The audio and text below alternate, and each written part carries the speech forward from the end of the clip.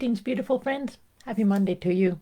I trust you had a lovely weekend and are all ready to immerse yourself in this first full week of October.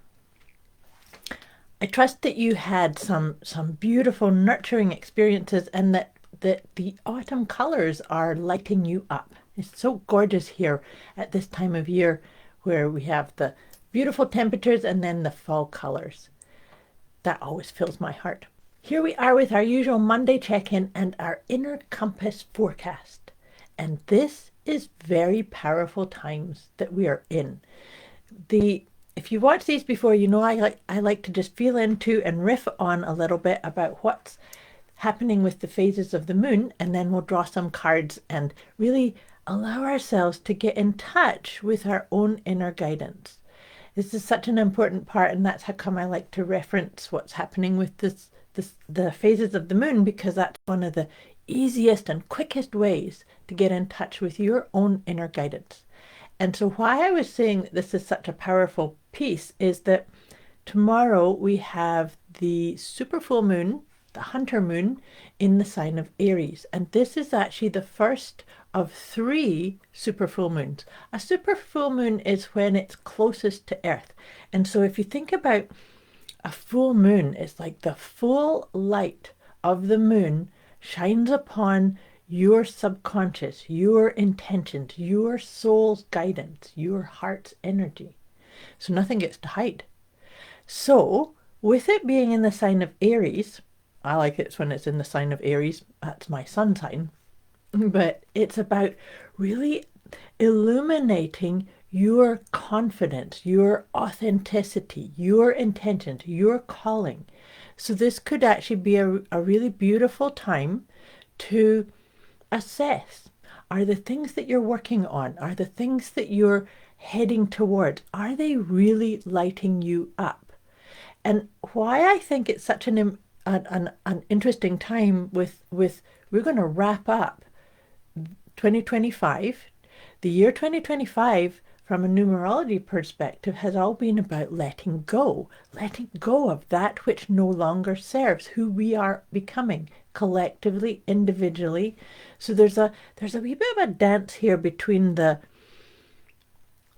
independence and the interdependence. Of course, independence needs to start first, but of course, everything that we do and don't do ripples out into the collective. Now, the other part of this too, while we have the full moon in the sign of Aries, we have the sun is in the sign of Libra. So there's a sense of justice, of balance, of finding your right rhythm. That's such an important piece also. So feel into this. And if I trigger anything or confuse you, or you need a wee bit more guidance or support, just put it in the comments below or message me directly. My whole part around this, my whole driving force and inspiration is to really help you ease into, to relax into your own inner guidance. So take the things that resonate, take the cards that resonate, and discard what does not. Not everything is going to be for you. So it's about really allowing yourself just that sense of what do you need as contemplation and what do you need as action taking and committing to. Aries has a lot of drive with it. It's about really taking action on those things that you maybe you've said, wouldn't it be nice if this happened, or wouldn't it be nice if I was able to do ... fill in the blanks. And so are you really accessing that which lights you up? I mean, let's face it, that is the purpose of all of our lives, is to really get in touch with who we are, what we're here for, and to actually illumine our own truth and follow that, if that makes sense. Hope that makes sense. Now, as we go through the different phases of the moon, there's always, and contemplation, of course, there's always things that will come up that doesn't serve you anymore.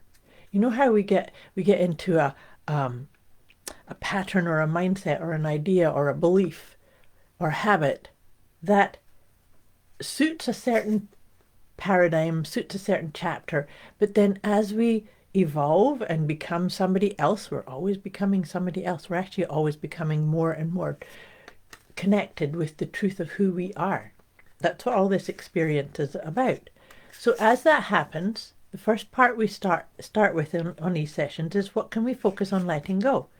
So using the powerful illumination of this super full moon, what's coming up? What doesn't serve you anymore? And let's see what comes up for us together to just start our investigation or checking in.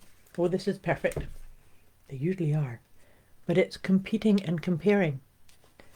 So, we all have a bit of a propensity for that, right? As we look at how our other people are navigating or making choices or not making choices, and we kind of judge ourselves based upon what we see, the outer expression of what somebody else is doing. It doesn't serve. So what do you need to do to just maybe acknowledge, yep, I've done that, I did it, I do it, I'm not doing it anymore. Letting it go. Letting go the propensity to compete or compare. To acknowledge that you are doing the best you can, that you are always in the right place at the right time, and that you are gifted beyond measure, that you're talented. This is with this Aries full moon is, could this be a boost in your confidence? Could this be a boost in your, I'm not here to prove myself to anybody other than align with my core self, aligning with your head, heart, and higher self, the guidance that comes through when we actually really connect those three aspects of our own Trinity. So maybe that's part of it too. It's like really bring your attention into what you are doing, not what they're doing, not what that person's doing, or what you think you should be doing. If that starts coming up too, that's a wee bit of a red flag, right? Because you choose. So this is just about really reflecting upon what is your inner dialogue. How do you speak to yourself and about yourself? And take a nice deep breath. I don't think I've got you to take a deep breath yet.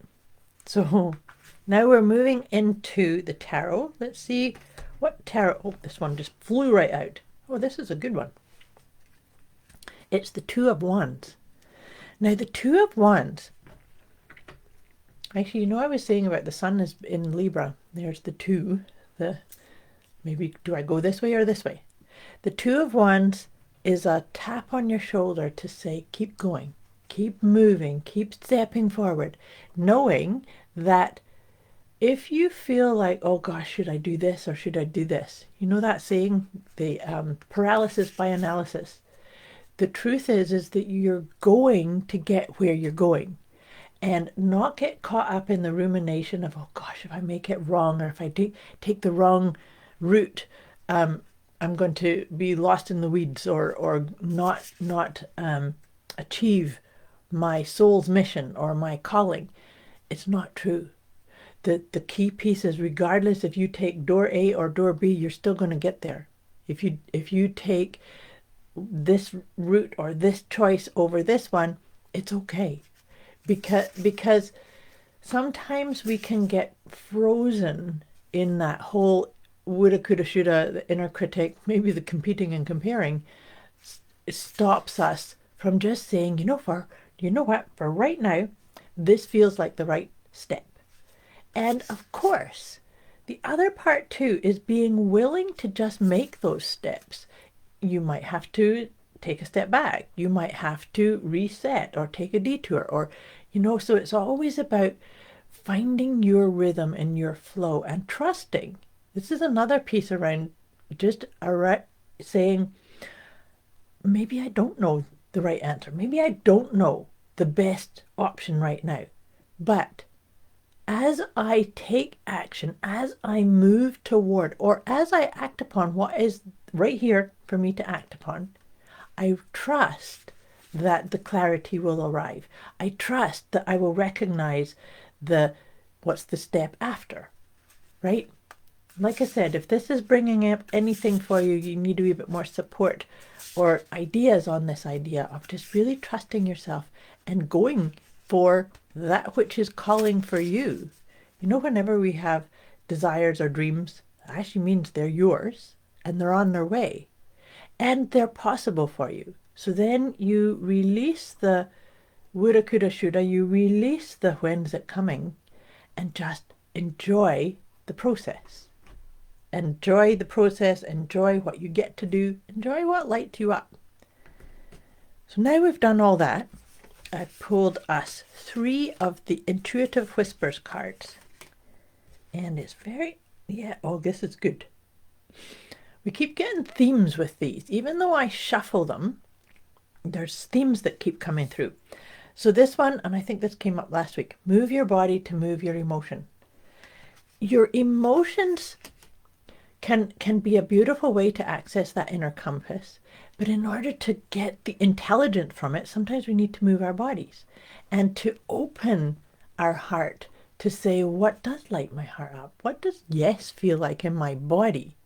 So this is a bit of a rhythmic dance. Maybe that's the Libra energy too. And then this one, I love this. Let go of control. You know, I said to you, when you have intentions and dreams and aspirations, they're yours. But sometimes we can delay the arrival of it by feeling like we have to be in control and we have to do things a certain way, or we start getting caught up in how is this going to happen? Let go of control. Name it and then release and allow the collaboration. That's another part around this full moon is collaboration. Invite it in, call it in, and then see what shows up.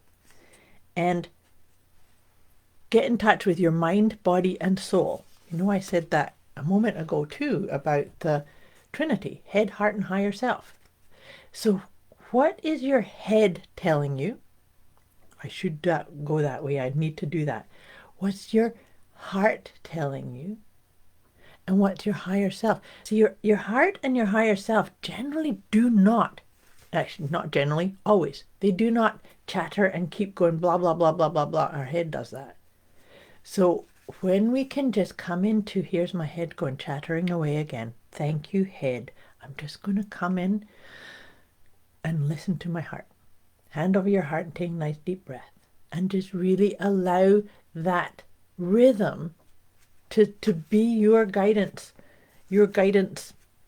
choice, your way of making choices. In fact, you know, anytime I have to make a choice or a decision, that's what I always do, is I'll just do some breathing, focus on my breath, slow my breath down and come into my heart.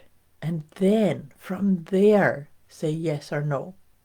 So I invite you to step into that, to fashion a way of reminding yourself to come in touch with that. And now I'm going to finish off our session today, send you off into this week with one of our Liberate Your Inner Truth. And that's what you're doing when you put your hand on your heart, is you're liberating your inner truth and actually allowing yourself to really listen to that guidance. So let's see what comes up. Oh, this is a good one. It's I am abundant. You are abundant. Can you celebrate and honor and recognize how abundant you are right here, right now? Let me read this out to you. Abundance is not a circumstance or a condition. Abundance is never temporary. It's permanent. It is my natural state of mind which underlies everything I experience in the world. Breathe that in. That's a beautiful, beautiful reminder of the magnificence and the abundance that we have right here, right now. And the more we acknowledge that, I've said this before, is what you appreciate appreciates. So if you appreciate your abundance, it appreciates you and it gets bigger and more expansive. I trust this makes sense. I trust this serves you well. Thank you for watching. I wish you a beautiful week ahead, and I'll be back again with you next week. Much love to you.